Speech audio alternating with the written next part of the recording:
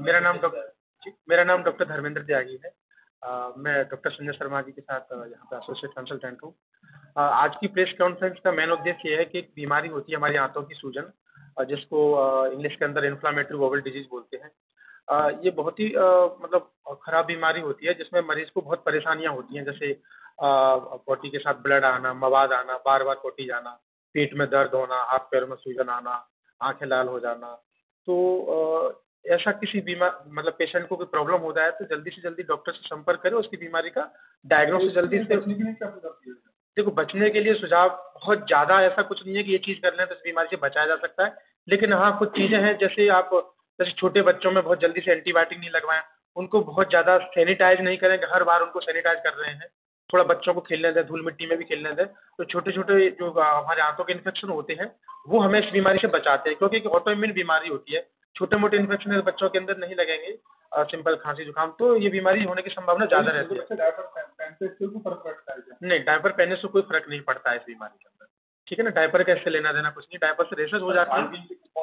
कौन-सी ऐसी चीज़ें जिससे बचा जाए? विटामिन डी की यदि किसी पेशेंट को अच्छी मात्रा दी जाए, तो थोड़ा-सा इस बीमारी का जो खतरनाक रोल है वो कम हो जाता है। विटामिन डी थोड़ा-सा सेफ्टी करता है इसमें।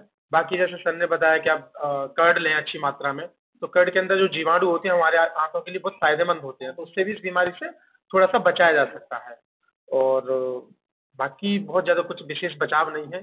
जैसा मैंने कहा कि ज़्यादातर केस में माँ-बाप से आनुवंशिक जो हमें जीन्स मिलते हैं, उसकी वजह से ज़्यादातर केस में होता है। मैं doctor Sanjay Sharma salary plus hospital में गैस्ट्रोएंटरोलॉजी डिपार्टमेंट में हूँ और मेरे सहपाठी हैं डॉक्टर धर्मेंद्र त्यागी। आज वर्ल्ड आईबीडी डे है। इसको बोलते हैं इन्फ्लेमेटरी बाउल डिसीज, जो कि 2 तरह की होती है, अल्सरेटिव कोलाइटिस और क्रोन्स डिसीज। कुछ भी कहने से पहले मैं ये कहना चाहूँगा कि आजकल की जो जो प्रवृत्ति है, ये चेंज हो रही है। इंडिया फॉलो कर रहा है अमेरिका को और अमेरिका फॉलो कर रहा है इंडिया को। इंडिया में बर्गर का, पिज़्ज़ा का प्रचलन बहुत हो रहा है और इसमें प्रिजर्वेटिव जो ऐड किए जाते हैं, ये मुख्य कारण बताया जा रहा है जो बढ़ रही है अब आईबीडी इंडिया में। और इसको बदलने के लिए अमेरिका में उल्टा हो रहा है, वो अब फ्रेश खाना खा रहे हैं और प्रिजर्वेटिव्स जो यूज़ करते हैं उनको यूज़ करना बंद कर दिया। तो अब चूंकि ये उभरता हुआ कारण है, इसके साथ साथ में जैसे हेल्थ के लिए जो एक्सरसाइज है, स्ट्रेस है, अगर वो कम होता है तो डेफिनेटली इसकी जो फ्रीक्वेंसी होती है जो डिसीज की, वो कम हो जाती है। तो ये इम्पोर्टेंट इश्यूज हैं। इसके अलावा दवाइयों का इसमें जो रोल है वो ये है, वो चलती ही रहती है यूजुअली लाइफ लॉन्ग। कुछ लोगों में बहुत कम परसेंटेज होता है इसमें लाइफ में ये जाके बंद हो जाए 4-5 साल बाद। कुछ लोगों में इसमें ऑपरेशन की जरूरत भी पड़ती है। अब कुछ दवाइयां आई हैं जिसमें इन्फिक्सिमैब या एडाजिमैब होती हैं। ये दवाइयों से कई बार 3 महीने में हर बार इंजेक्शन देते हैं, तो 2-3 साल में कई बार ये बीमारी खत्म या कम होने की संभावना। डॉक्टर बचाव देखिए, मैंने आपको बताया, एक तो प्रिजर्वेटिव नहीं देना।